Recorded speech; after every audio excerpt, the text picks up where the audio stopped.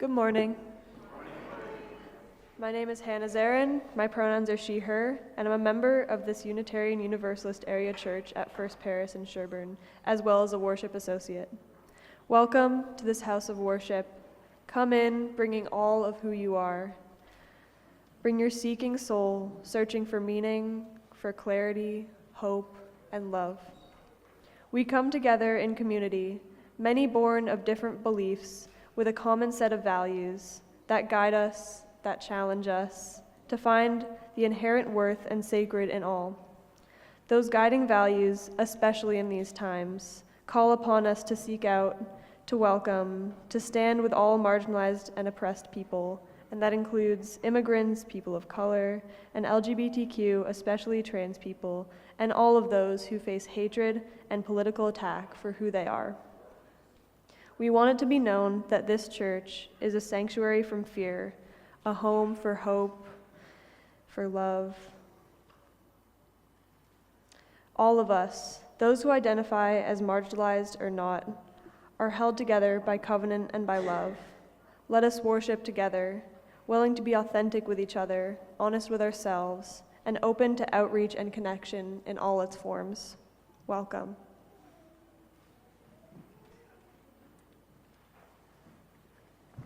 Good morning, everybody. My name is Reverend Nathan. My pronouns are he, him, and it's great to be with you, privileged to be your minister. Let's say good morning to our friends who are joining us from afar online. Good morning, everybody.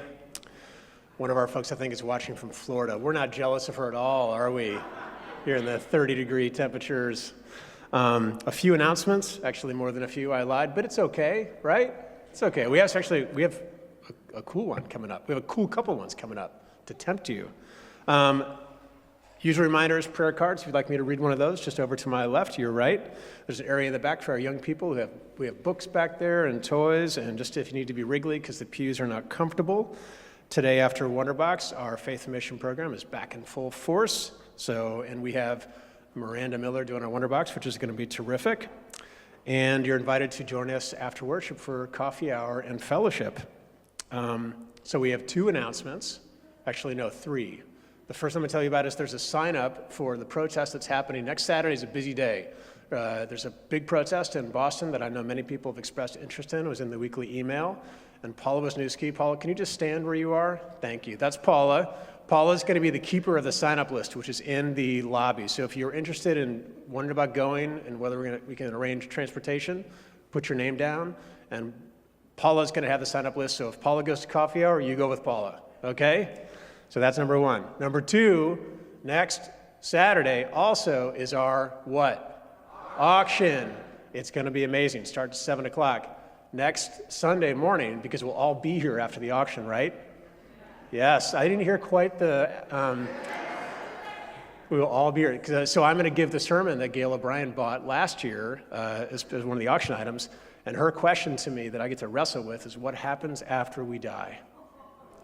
What happens after we die? So I have a week to figure that out. So come for that. And there will be another opportunity to purchase a sermon topic and a bunch of other really cool stuff at the auction, which leads me to Susan and to Marina to tell us about the auction. We have a little bit of if you walked in, you might have gotten some clips. So coupons, what am I trying to say? Tickets.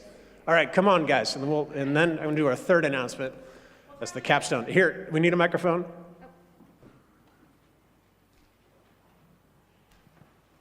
Testing. Hi, I'm Susan, one of the members of the auction committee. Thank you for coming.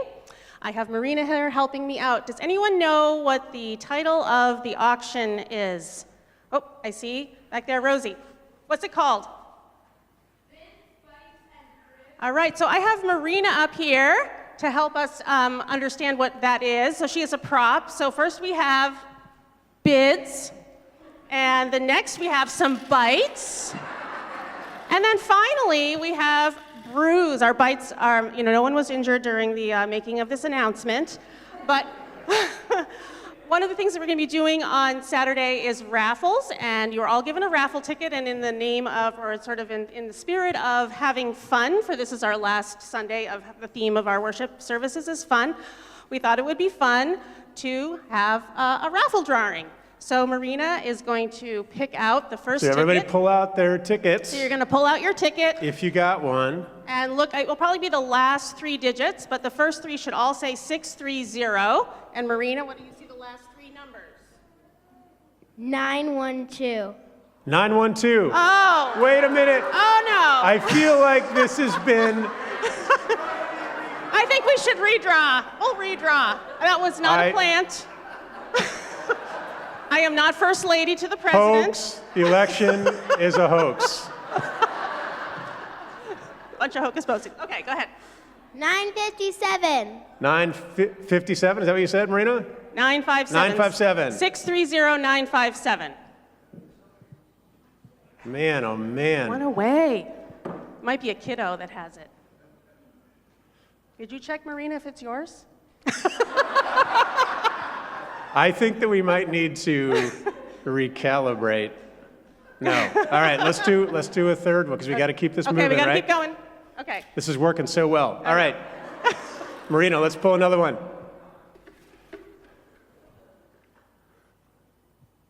956. 956. All right. Okay, you can give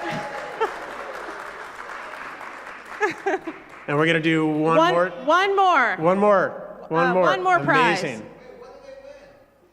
They won a, she can show you. She's going to open up her prize. This next prize, we will discuss it when it's drawn. Go ahead. Last one. 889. 889. All the way, Jess's has it? mom. All right. So the gift cards are, there's a gift card for Dunkin' Donuts. Dunkin' Donuts card. And I'm going to be to- talking to you later. Hey. And to incentivize you to come to the auction, we have 10 raffle tickets that you can use at your leisure at the event. And there you can sign up for the auction, get tickets down in coffee hour, which is going to be today. Today. And then just one more thing, I thought that like we had a little motto that might be kind of fun because we brought our little brew basket up here, and so Marina's going to share just what that is here. Our motto for the auction is We brew we brew belonging. We brew We belonging. brew belonging. For those of So us that thank you love all tea. for Thank you. participating. Okay, the last announcement before I invite us to greet one another is that, much to her chagrin, one of our beloved members, Janet Barnett, turned 98 yesterday.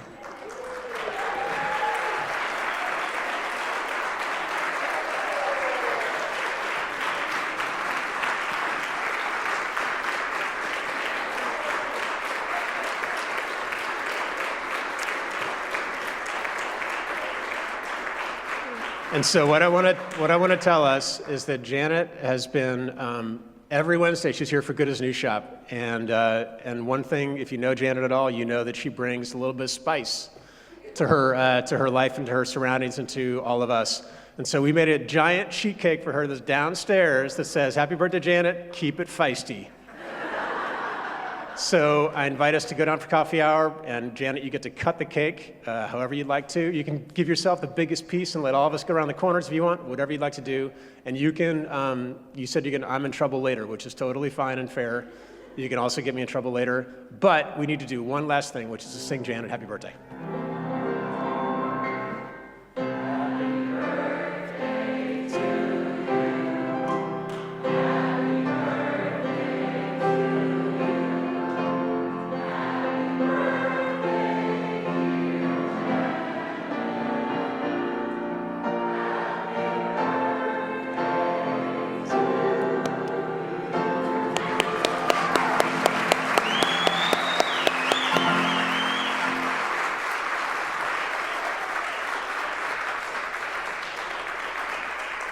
We love you, Janet. I invite us to greet our neighbors and say good morning.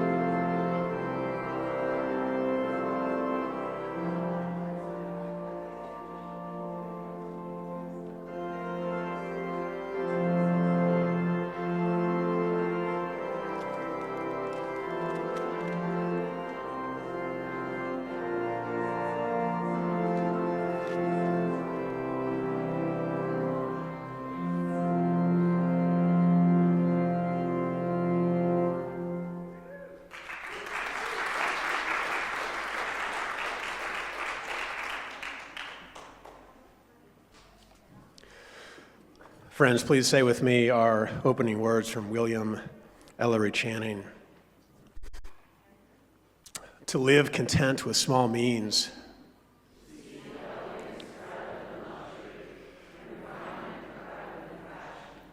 And to be worthy, not respectable, and wealthy, not rich.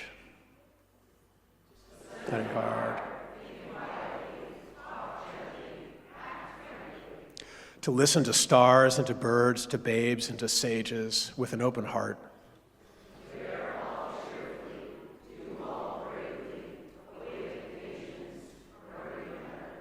To let the spiritual and unbidden and unconscious grow up through the common. This is to be my sympathy. I invite us to rise and invite our spirit for our opening song that Sarah's going to tell us about Forget Your Perfect Offering, from Leonard Cohen. The words, at least. This is just a little bit of the words of the song, with the different tune and all, and it's a call and response. And Tim is going to call, and I'm going to respond with you.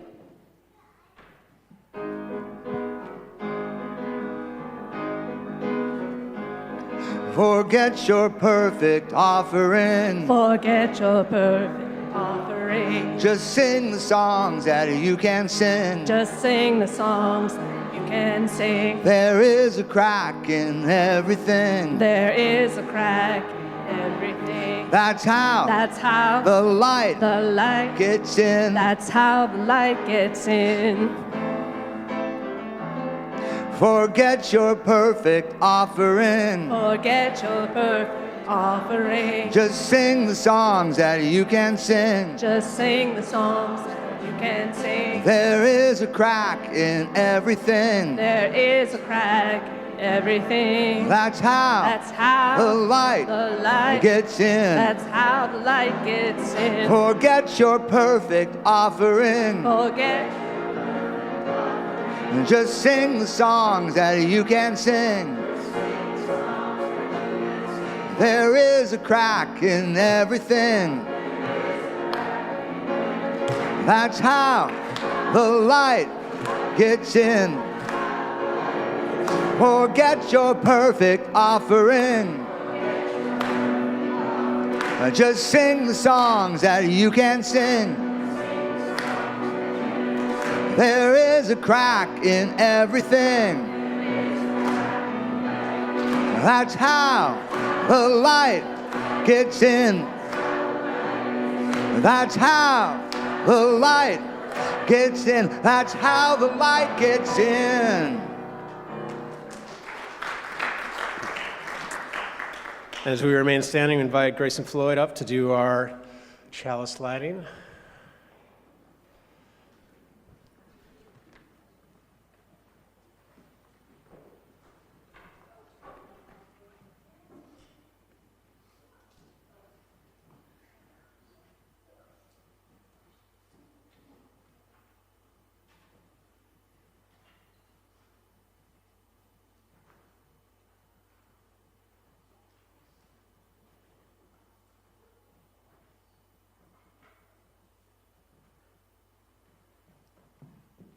And let us say together, love is the spirit of this church, and service is its law.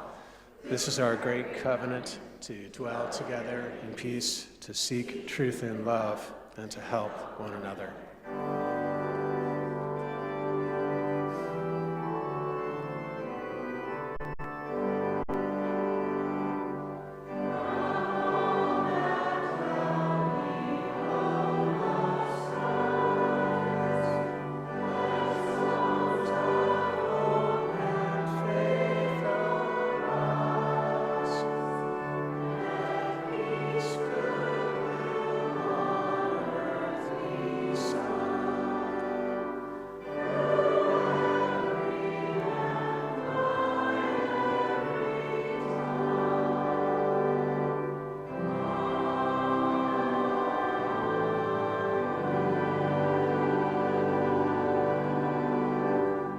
Thank you. Please be seated. Man, that organ goes into your chest, doesn't it? Wow. I'd love to invite our young people up front for our Wonderbox time. It's our time to spend with our young people.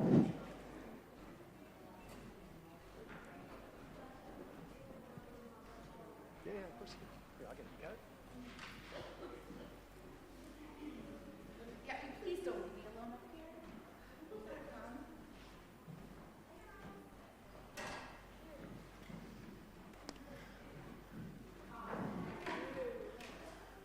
So one of the best parts about my job, and there's so many best parts, is that I get to connect with so many of you and get to learn about the gifts and the professional practices that they have. And Miranda Miller, who's one of our church members, longtime member, is a teacher. And I texted Miranda on Tuesday during the middle of our worship meeting. I was like, I bet I could ask Miranda to help with the Wonder Box. And by help, I mean, would you do it? And Miranda said yes. So I'd love to introduce you to Miranda. For those of you who don't know, she's teaching in the kindergarten, first grade, Our Whole Lives class. And Miranda. Thank you. Thanks so much. I'm really excited to be here, and I hope you understand that this is going to be for everyone. You see the teacher look? You see it? You know who I'm talking to back there. This is for everybody, so you can participate as you can, right? And if you start to do something that doesn't feel good, doesn't feel right, you change it. You don't need to ask for permission. Okay? Deal? Sounds good. I need a volunteer. Now, because I don't normally do Wonder Box, I don't know who's done it before. So if you've done it recently, can you do me a favor? Do everybody a favor and put your hand behind your back or under your armpit or wherever you need to put it, but so I can see who has never done it. Okay, all right. Let's see who's never done it. Never? You've done it, okay. June? Come on up. This is June, and pretend you don't see that right there, okay? You wanna open that? Yeah. Yeah, that's it. Hold it up so everybody can see. Yeah, even higher. Twist it around and upside down. So I'm gonna whisper 1, 2, 3, and then you whisper back to me, all of you, thank you, what you think this is. Ready? 1, 2, 3. Ooh, I heard really, really good guesses. What do you think?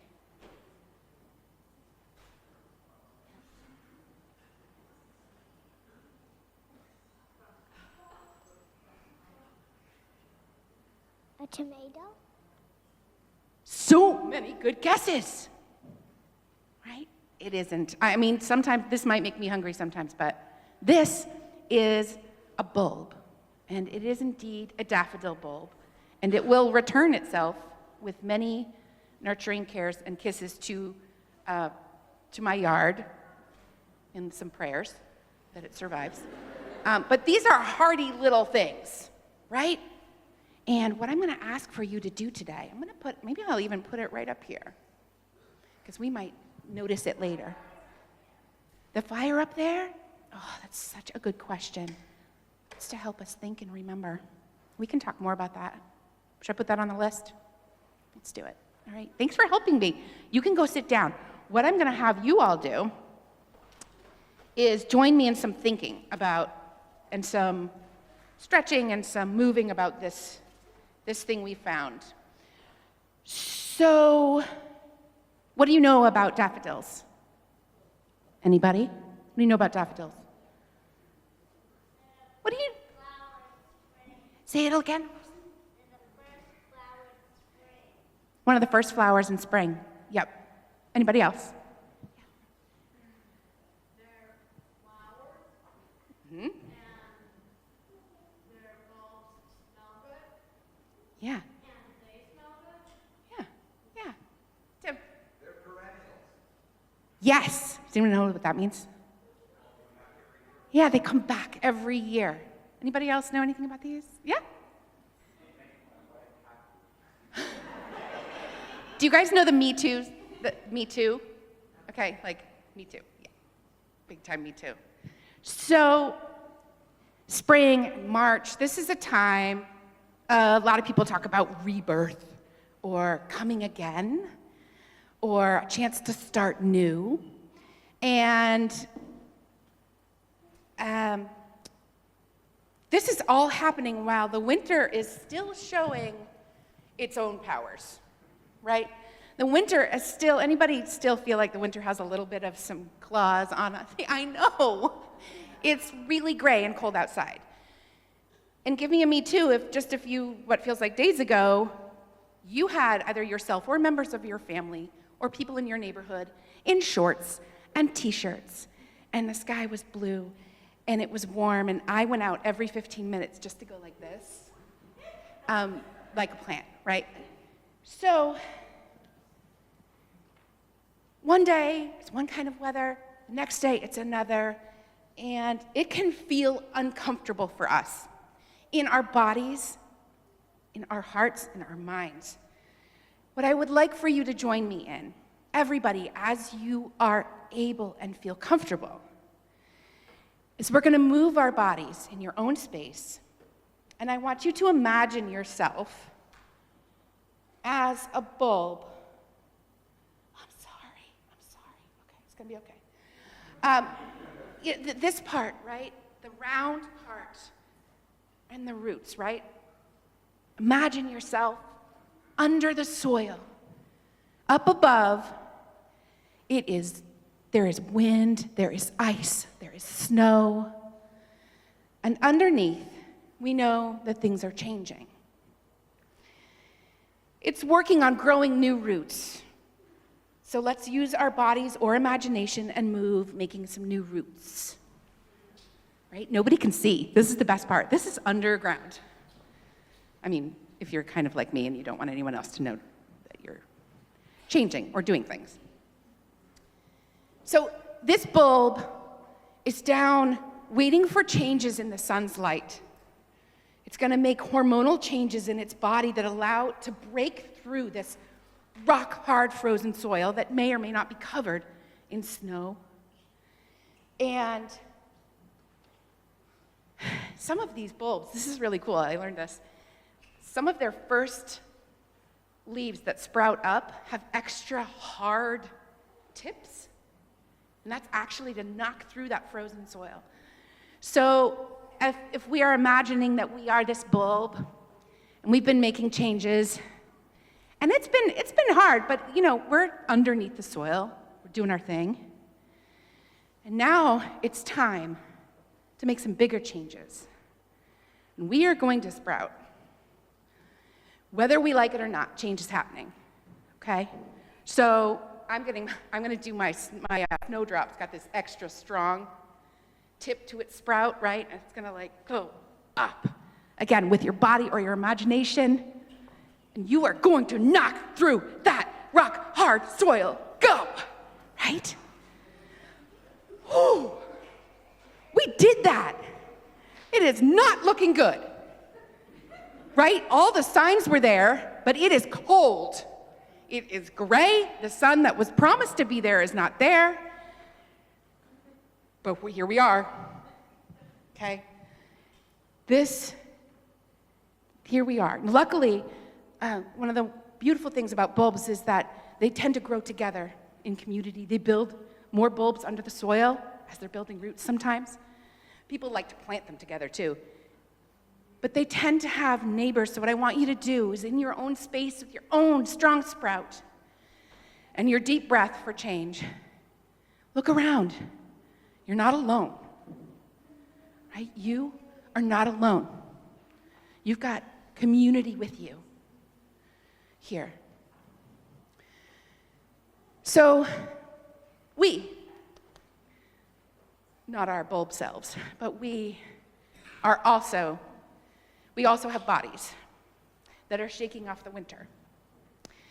And that we have seen the signs, and boy, are we aware of changes. This is a time to make sure that we check in and we stay in tune with our bodies, because we know that change can be tough. It can be difficult. It can be hard. just like that change from winter into spring. So this is time to stay aware of our bodies, take care of our bodies, and nurture them. Now, my beautiful garden of flower bulbs that you are, my beloved congregation, my friends, we are in this difficult time together. This miraculous time is sometimes harsh and cold and sticky and muddy. We haven't really even gotten there yet. And this change can feel painful too. And I was thinking as I was planning, and I found these, and they're perfect because they're not done yet, are they? Can you see that? What do you notice about these flowers? What do you notice about them? What do you notice? They do. Yep. What else? That's right, they have not blossomed yet. Okay? You can see there's a little bit of color change at the top. You see that, William? Whoop. Bye. Oh, well. William. I'll grab it for you. Thanks. They're kind of not flowers yet. That's right, they're buds. That's right. Thank you, Beth. So, in spring, we need to be aware of ourselves and aware of each other as a whole community. Think about where we are in our bodies. Think about where we are as a community. What are our neighbors doing? How are they doing? Friends, let us gently, as our bodies allow, awaken our blooms, shake off that last bit of dirt, search for the sun, keep attuned to your body's needs, keep your eyes out for others that need attention and nurturing. Let the warmth and the hope of the future nurture us and encourage us to care tenderly for each other. And now, I'm going to welcome you all. Thank you for this.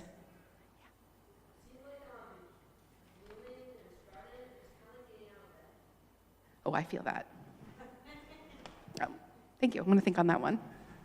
As we sing each other and our children out and our teachers, thank you.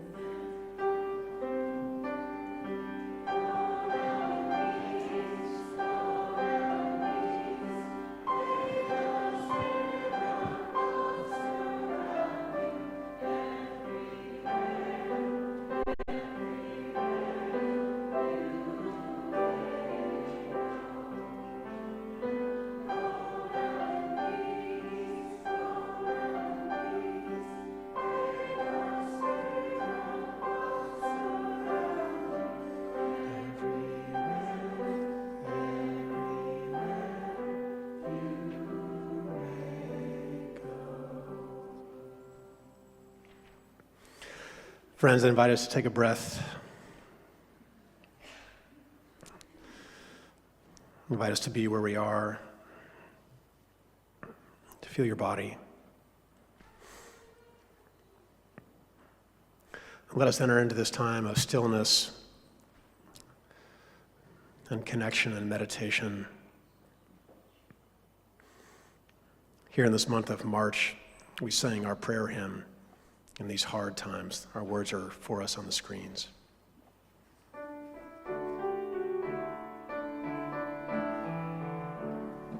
These hard times, they will always be seen, always be seen. In these hard times, they will always be seen, always be seen. In these hard times, these hard times.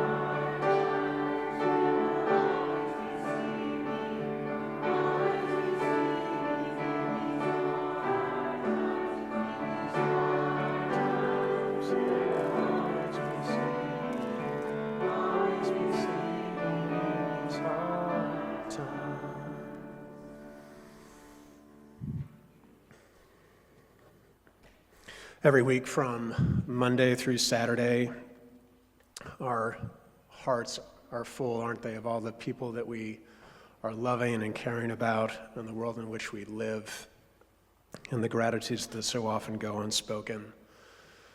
Another word for prayer, if that word doesn't work for you, is simply attention. We need to give our attention in a world that constantly distracts us. We need to give our attention to our beloveds, to our gratitudes, and to the places in the world that are crying out. Our prayers for loved one Alan Canner asks us to hold Ben, who's recovering from back surgery.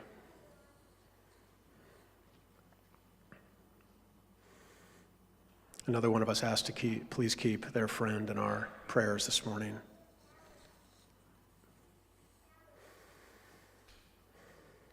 We also ask a prayer for Ramesa Ozturk, who's this tough student that was taken on the streets of Somerville this Tuesday by ICE and sent to Louisiana before her lawyers could intervene. And all the others like her, my friends. I invite us into our space to say the name aloud, if you wish, of someone that you were thinking of today.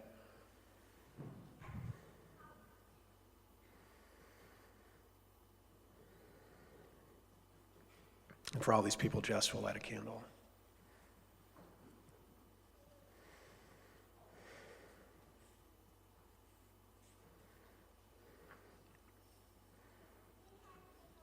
I have many cards here as we look out our windows into the grayness of this March morning for all the people of Burma and Thailand affected by the earthquake on Friday.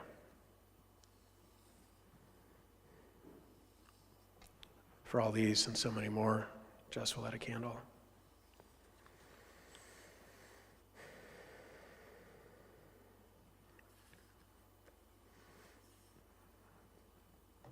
And not least, but last,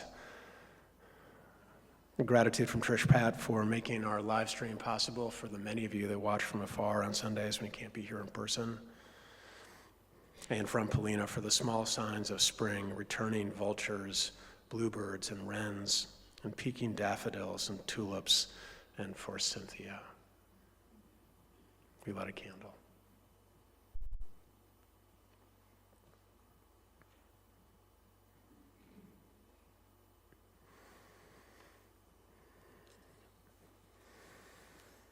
Let us pray together. Dear Spirit of our reluctant springs,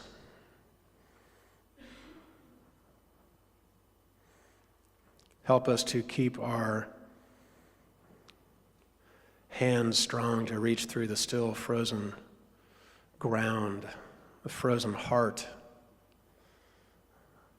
the parts in us that crack from too much news and not knowing what to do. Help us center into the bulb that is within us, particularly on days like today when the drear is nigh. Help us look out for the signs of living, of life, of blooming, of budding. Nature is a source of spring, and so are we. Let's be held in several moments of stillness.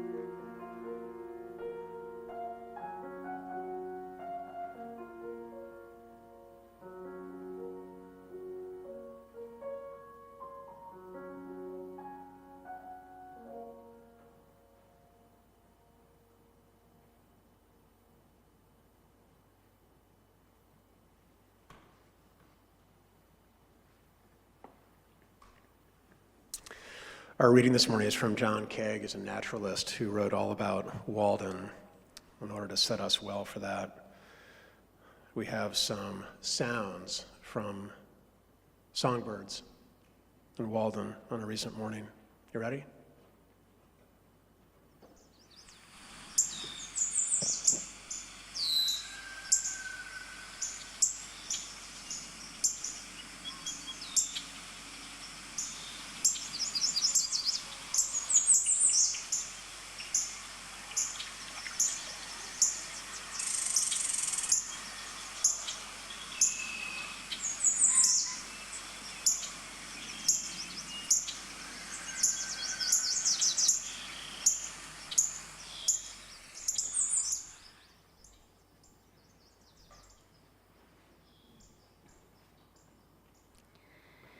I see Thoreau at the end of Walden saying, "Keep your eyes open, keep your eyes open.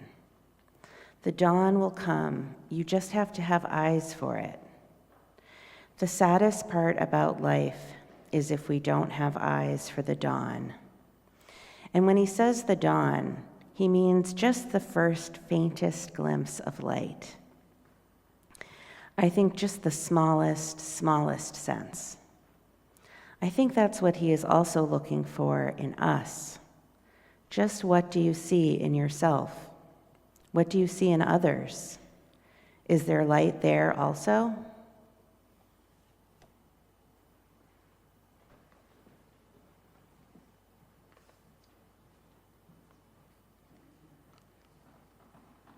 Good morning.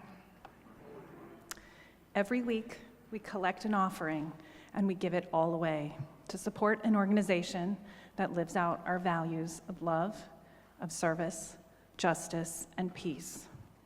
We are able to give away 100% of our offering thanks to your pledges to our church, which keep us going. This week, to celebrate Trans Day of Visibility, which is tomorrow, we are collecting an offering for the Transgender Law Center. Founded in 2002, the Transgender Law Center has grown into the largest trans-specific, trans-led organization in the United States. Their advocacy and precedent-setting litigation victories in areas including employment, prison conditions, education, immigration, and healthcare protect and advance the rights of transgender and gender non-conforming people across the country. Through organizing and movement building programs, TLC assists, informs, and empowers thousands of individual community members and builds towards a long-term national trans-led movement for liberation. I probably don't need to tell anyone here that we are living in a moment when multiple state governments and our federal government are stripping our trans siblings and our trans children of their civil rights. Appalling and hateful anti-trans rhetoric flows down from the top, encouraging a plethora of injustices and acts of discrimination that affect trans people every single day, denying their basic rights to bodily autonomy and self-determination. We need to fight back now to protect civil rights in America with every tool at our disposal. And lawyers, it turns out, are one of those tools. If you would like to support the Transgender Law Center, you can make an offering by scanning the QR code on the screen or in your pews, or by placing cash or check in the baskets as they come around. Thank you for your generosity.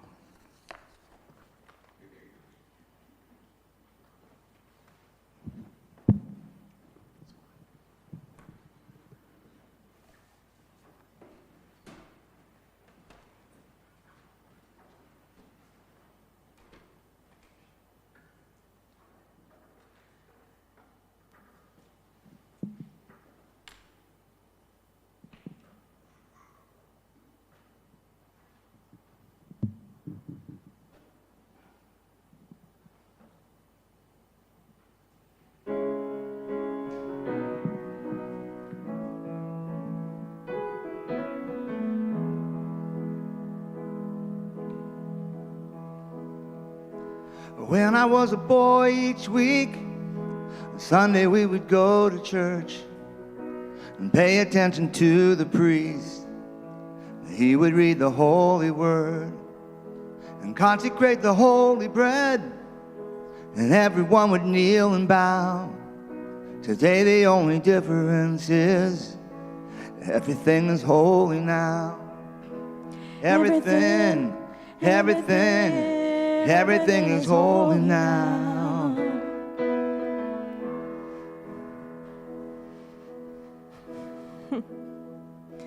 When I was in Sunday school, we would learn about the time Moses split the sea in two, and Jesus made the water wine. And I remember feeling sad. Miracles don't happen still. Now I can't keep track, 'cause everything's a miracle. Everything's a miracle. Wine from water is not so small, but an even better magic trick is that anything is here at all. So the challenging thing becomes not to look for miracles, but finding where there isn't one. Holy water was rare at best, it barely wet my fingertips, but now I have to hold my breath like I'm swimming in a sea of it. There used to be a world half there, heaven's second-rate hand-me-down, but I walk it with a reverent air, 'cause everything is holy now. Read a questioning child's face and say it's not a testament. That'd be very hard to say. See another new morning come and say it's not a sacrament. I tell you that it can't be done. This morning outside I stood, I saw a little red-winged bird, shining like a burning bush, singing like a scripture verse. It made me want to bow my head. I remember when church let out, how things have changed since then. Everything is holy now. It used to be a world half there, heaven's second-rate hand-me-down, but I walk it with a reverent air, 'cause everything is holy now. Everything is holy now. Everything is holy now. Everything is holy now.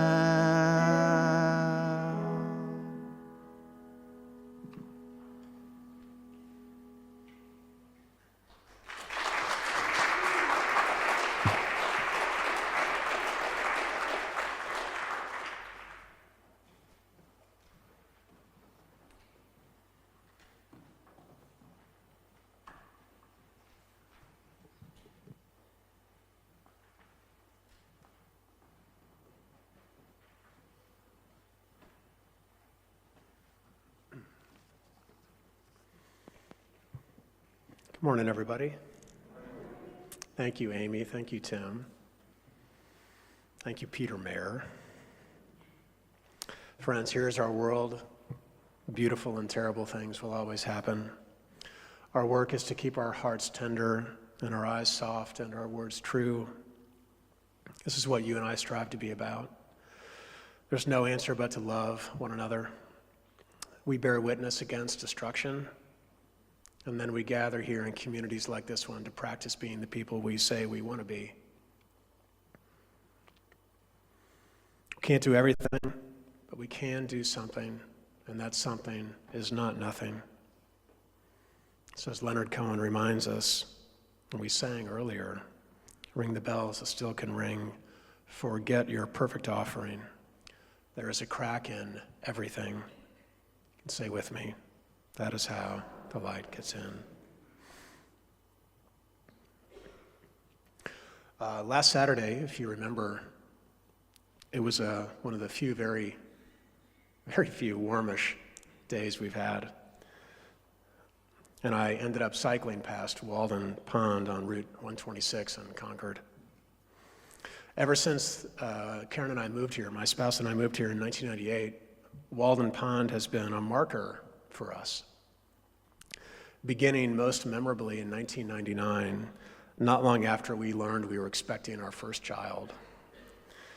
We were young, I was 27, and overwhelmed and feeling like imposter parents-to-be. 25 years later, honestly, I still kind of feel that way. And we drove our apple red Honda Civic that we had just bought for, ready, $4,300, pre-tariff, that had the seat belts that when you close the door would close around over you. Do you remember those, like strangle you? And we drove out to Walden from Brookline, where we lived on the third floor of a big, big, big mansion, rent-free, in exchange for me doing the family's laundry, cleaning the house. Karen was working full-time, and me cooking dinner twice a week, which would be hilarious if it weren't so traumatizing for them and for me. I remember it was snowing the day that we went out there, and the two of us and the 1/3 of us were slipping down around the trails around the pond. And the sky was just like today. It was like a slate gray. And the water was beautifully still. And the trees, they were all pines, and they were holding their arms up. They held up their arms like they were bearing the weight of all the expectations of people like me who journeyed to Walden Pond on some sort of pilgrimage. Like Thoreau did, who, did you know, first went there in July of 1845, not long after his brother died. His brother's only 27. So Thoreau went to Walden to mourn and also to figure out his life and deal with what he called, I have a great word for you, you ready? What he called his skeptitude. Skeptitude, which means self-doubt. He went there to figure out how to make something of himself while life was so ephemeral and so fragile and so short. He said, I went to the woods to live deliberately, to get to the marrow of life. Remember that quote? I have an idea, said Karen, who's always better at this marrow of life practice than me. Earlier this year, in a sermon, I called her Buddha. You might remember that. She does. Her idea, she said, we should name the bump while they're under construction. And me, so full of skeptitude, saying something back like, Walden seems like a weird name for a baby bump. And she's saying back, first, did I say a name? And second, breathe. Which is a good reminder then, and now. Anxiety high for different reasons. Which is why Thoreau's words 175 years later still sound so prescient. He said, when I'm weary with considerations and the world is too much with me, I want to go to the woods. Did you know, I said to Karen, that Thoreau went back to his mom's house every weekend so she could do his laundry for him? Or that he was constantly asking Ralph Waldo Emerson for money? Did you know, I said, that he accidentally set fire to 300 acres of woods near Walden on one of his little jaunts. I was always doing this during seminary, looking for ways to truth dump a nice moment, to prove to myself, or maybe to others, that I was learning stuff, which I needed because I needed to deal with my self-doubt. Are you with me? About me being a minister, like what? And most importantly, me being a dad. I was scared out of my mind. You know, if your parents were close by, Karen said, we would go to their house to do laundry. Truth dump, she said. And you know, we're about to ask your uncle for money to help us with housing when the bump is born, she said. The fact that this is 1,000% true, and that you and I in our culture get tempted to feel shame for needing help, and that there's this myth of pulling ourselves up by our bootstraps, or that God helps those who help themselves. We may feel we need to take the country back to a meritocracy when it never was to begin with, is owed in part to our transcendentalist Unitarian forebears like Thoreau, like Emerson, who preached and wrote and mythologized self-sufficiency. It is exhausting, isn't it? I mean, I've lived with myself for 53 years. I have my dependable moments, but not nearly as much as I depend on other people. It's worth remembering that this whole situation, these pledges that now, as Karen reminded, are bursting outside of the walls of the building, which means that people have pledged more and more, and if you haven't, please do. Because you know what this place is for? It's not for self-reliance. It's for co-reliance. Especially in hard and difficult and frightening times, especially then, it is no wonder that my colleagues and I report that our congregations now, this spring, like these bulbs, thank you, Miranda, are coming back into purpose, coming back into a way that they felt before COVID, like for the first time in like 5 years. Why? Because when our values are threatened, when those on the margins are threatened, when songs need singing and signs need making and marches need marching and birthdays need recognizing, self-reliance is just like, if I could say a word, I would. It just does not cut it, does it? We may need to go to the woods, but we also need to come together. So, Karen said on the beach, about the bump, names. And I remember looking across the shore, the far side of the pond. It was early afternoon, when during Thoreau's time, many of ex-slaves lived across the pond. And the Irish. Both of these groups considered outcasts then, as they were building the railroad that went behind the pond. We think of Thoreau as out in the woods, like all by himself, like just doing his own thing. But the ex-slaves and the Irish were his neighbors. That experience informed his lifelong abolitionist views and also taught him how society, often at the hand of government, tell me if this sounds familiar to you, mistreats those on the margins. Did you know, I said to Karen, I'm exhausting, I gotta tell you, that Thoreau ended up in jail because he refused to pay taxes because he didn't want his money to support the U.S. war against Mexico? And that while in prison, he wrote his essay, Civil Disobedience, about nonviolent resistance to policies that are unjust, and then which MLK read that essay when he was in jail in Birmingham, which informed his letter from the Birmingham jail. Pretty good truth dump.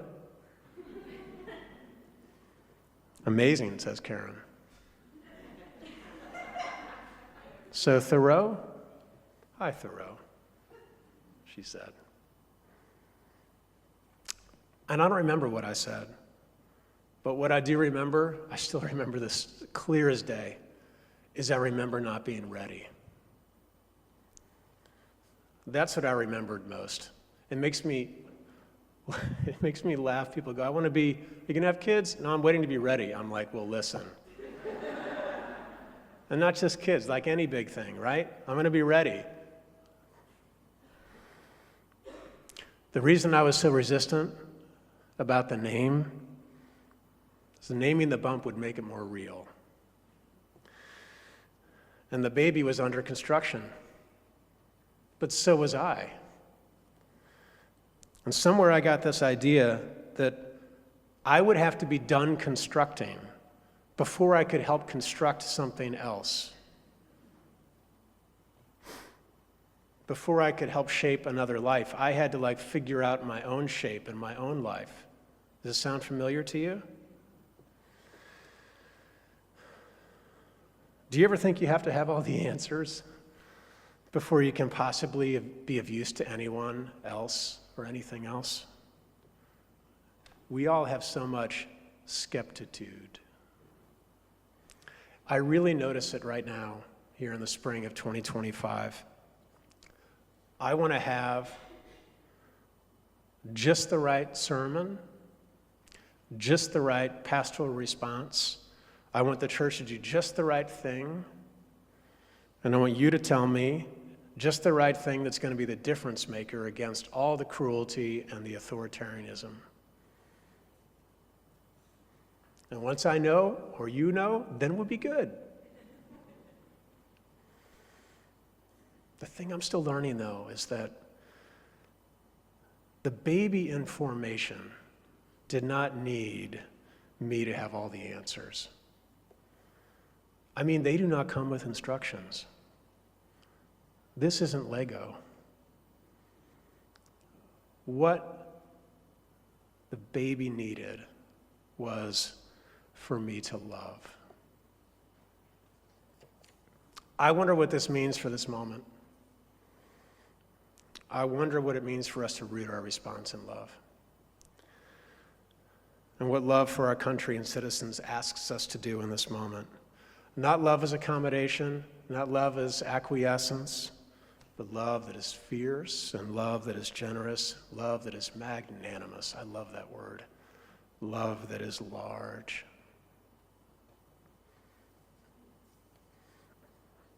Another truth dump, ready? During the time that Thoreau was spending in Walden, his friend Ralph Waldo Emerson came to see him, to be in the woods, after his son, Waldo, he called him Wally, died at the age of 5 from scarlet fever. He went to mourn, and then he went to ask what his purpose was in this life that is so ephemeral and fragile and short. It's why later in life he said how life's purpose is not to be happy, it's to be compassionate, it's to be loving. That's the purpose. He wrote, "How can I dare love anything again after losing Wally?" To which he said, "I must. I will." So the courage to love, despite the heartache in the face of so much uncertainty, has always impressed me. It impresses me so much when you do it. It's not a bad name either. How about Emerson, I said to Karen a couple days later, for the bump. And when he came out, in July of 2000, he looked just like an Emerson. You know what I mean? Emerson under construction. Parents under construction. No instructions provided, but strength to love. Oh yeah. So, the reason I'm telling you this whole thing is that I was riding past Walden last Saturday. And I noticed that it was surrounded by green mesh, like these giant fences of green mesh. You couldn't see the water. And then on big signs it said, Walden is under construction. Under construction? Look, this place cannot change. So much is changing. Don't change Walden. Too much is already happening. But nothing is still, is it? Nothing is ever still. While Thoreau and Emerson were in the woods, it was filled with people, and they were building a railroad. And the country would soon, in 20 years' time after Thoreau was there, be in the midst of civil war. And then the Emancipation Proclamation would be delivered, and the Union would be saved, and slavery would be abolished. But racism and equality, far from it. There was so much destruction. And then eventually, reconstruction. So when I got home from my ride, I went onto the website. Walden's under construction. What's going on? This spring, the Department of Conservation and Recreation is building a new boardwalk and a bathhouse, all in service to make Walden Pond more accessible, so that more people, more different kinds of people, will soon be able to go to the place that Emerson and Thoreau and Nathan and Karen and you go to breathe, to grieve, to get back to the woods and figure out what is next in this life that is so ephemeral and short and fragile. I don't know what it is that moved me so much about this, that in the midst of so much wreckage everywhere, so much uncertainty everywhere, it just felt so damn good to see construction still happening and improvement still possible. Dare we still love the world and the country that we are living in?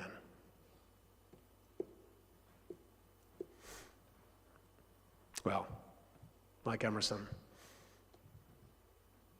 we can. We will. I mean, we must. Amen, everybody. We're going to sing number 163. It's on our gray hymnals. Our words are on our screen. The world forever turning. It's a lovely hymn.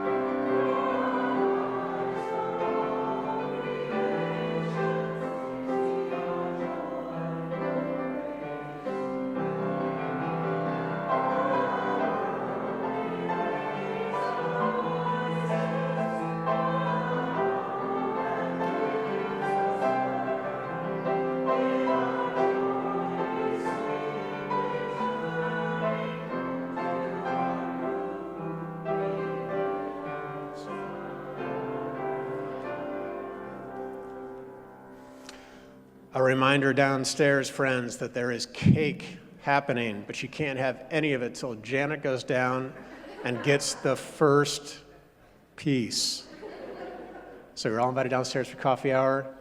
If you're brand new, we welcome you so very much to this beautiful community that I just love the hell out of you guys. I really do. And what else do I want to say? That's it. Let's do our call to ministry, okay? We go forth into the world in peace to act with works of love, to affirm each person's dignity, and to cherish the living earth.